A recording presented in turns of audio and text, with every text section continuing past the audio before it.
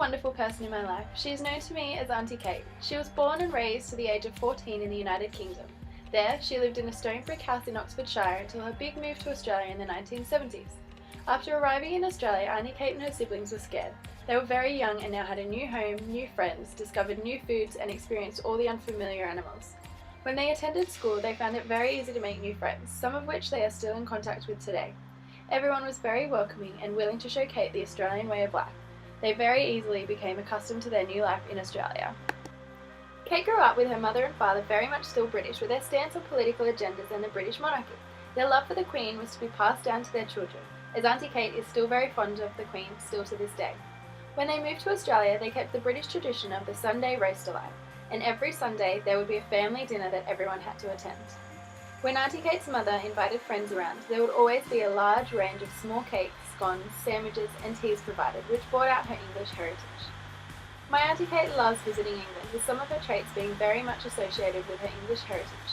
I think she feels very comfortable being around people brought up in the same way as her. Although Australia is home, she always loves her British heritage.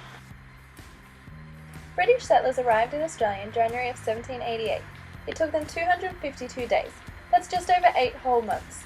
With them, they brought 1,500 men, women and children, who helped form the beginning of the colonisation of what has now become a multicultural country.